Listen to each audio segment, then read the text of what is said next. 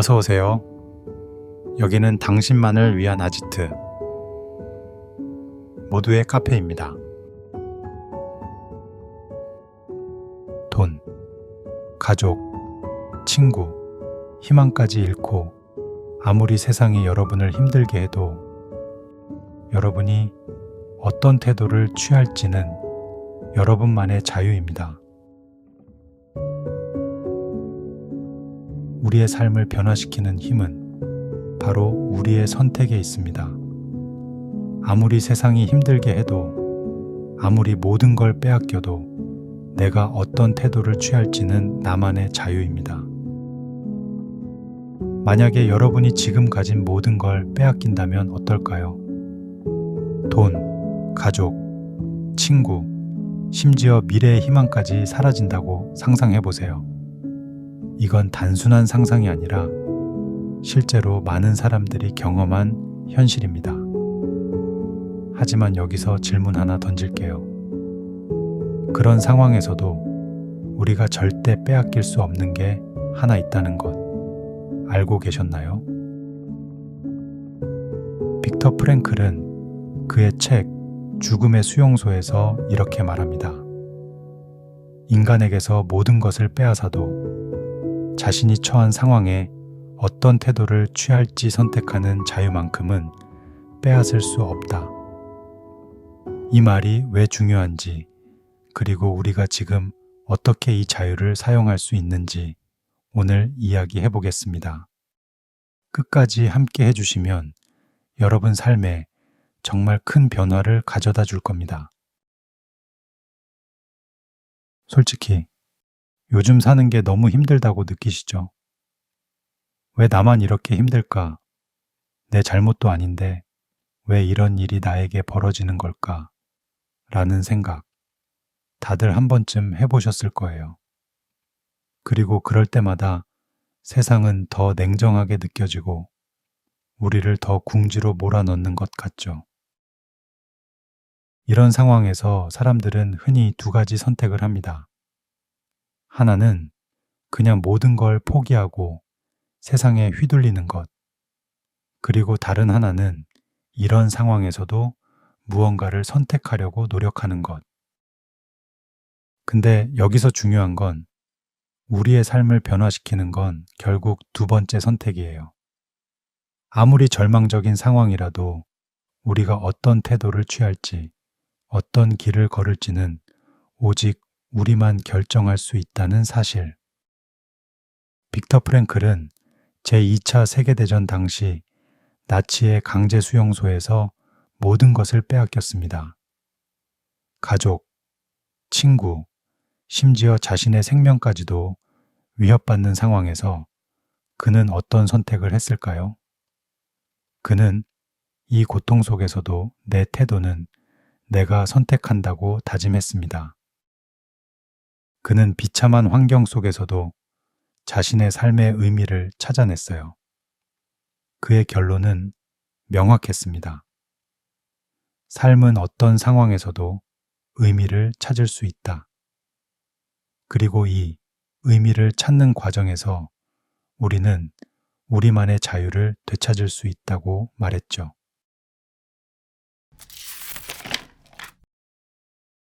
구약 성경에서는 욥이라는 사람이 등장하며 그처럼 힘든 삶을 산 사람은 성경에서 찾기도 어려울 것입니다. 하지만 그는 재산의 상실, 자녀의 죽음, 그리고 악성 피부병을 포함한 극심한 고난 속에서도 신을 향한 믿음과 겸손을 고백하며 이렇게 이야기합니다. 나는 아무것도 가진 것이 없이 알몸으로 모태에서 나왔은즉 죽을 때에도 알몸으로 아무것도 가지고 가지 못할 것입니다. 라고 고백했습니다. 이는 우리가 살아가면서 얻는 재산, 지위, 가족, 친구 등 모든 것은 일시적인 것이며 결국 하나님이 주신 것이라는 겸손한 태도를 보여줍니다. 욥 역시 절망적인 상황에서도 그의 믿음을 통해 삶의 의미를 찾았습니다. 이런 삶의 태도에 관련해 케이트 콜린스의 책 정원의 철학자에서는 이렇게 말합니다.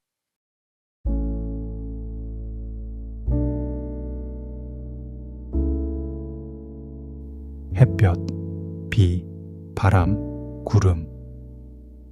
그날의 날씨가 좋은 날씨인지 나쁜 날씨인지는 지금 정원에 그 날씨가 필요한지 아닌지에 달려 있다. 정원을 돌보다 보면 되게 유연하고 상대적으로 생각하는데 익숙해진다. 날씨를 좋다, 나쁘다 라는 윤리적인 기준으로 묘사하는 건 지나치게 단순한 서술이다. 좋고 나쁨은 맥락에 따라 달라진다. 그러니 날씨를 크게 염려하지 않는 태도가 더 중요하다.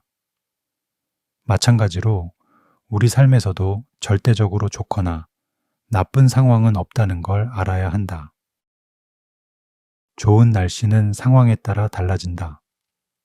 가뭄이 한창이라면 비 예보에 열광할 것이다.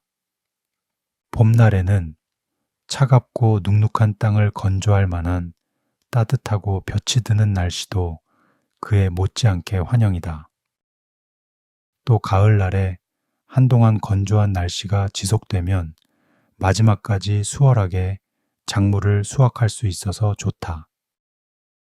어떤 사람들은 건조하고 추운 겨울을 끔찍이 싫어할지 모르지만 겨울이 추우면 해충과 질병이 사라지고 이듬해에 골치 아픈 문제가 덜 생긴다. 추운 겨울은 우리를 더욱 강하고 굳세게 한다.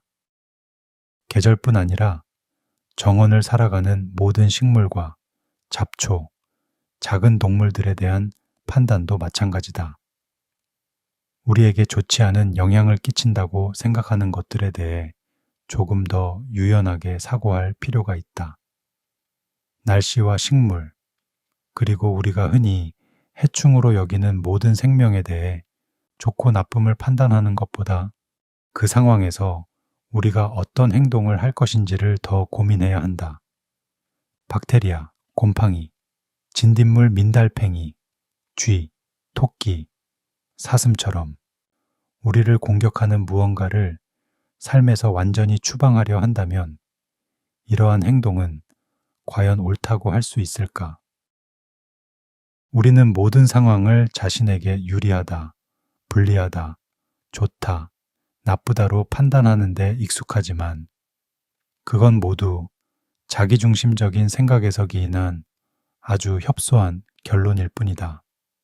귀찮고 성가신 일들, 주변 사람들과의 사소한 갈등, 삶에 도움이 되지 않는 일이라고 생각하는 자잘한 불편을 겪을 때 우리는 사실 마음속 깊은 곳에서는 자신이 다른 사람보다 더 우월하며 좋은 대우를 받는 게 마땅하다는 생각을 하고 있는 건 아니었을까? 그 생각을 버리고 숙고해보면 세상사에 절대적이고 올바른 답은 없다. 삶은 훨씬 더 상대적이고 미묘하다. 정원에 나가서 단순한 일을 하면 마음에서 불필요한 잡음을 없애고 균형 잡힌 관점과 행복을 얻게 된다. 외부의 어떤 자극에도 흔들리지 않고 자신의 삶을 영위해 가려는 태도는 정원사뿐 아니라 급변하는 현대사회를 살아가는 우리 모두에게 필요할 것이다.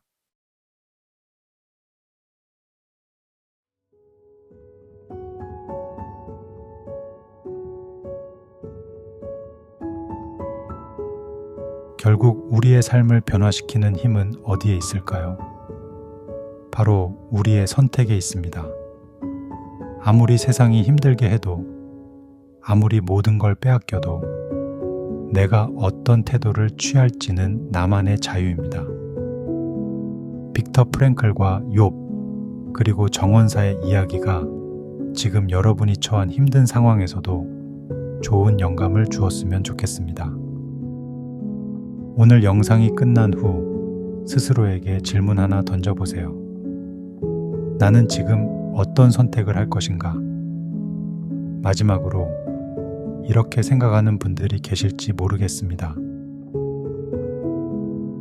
그래도 난 뭘 해야 할지 모르겠어. 그럴 땐 영상 아래 댓글로 질문 남겨주세요. 여러분의 이야기를 듣고 함께 답을 찾아보겠습니다. 시청해주셔서 감사합니다. 행복한 하루 보내세요.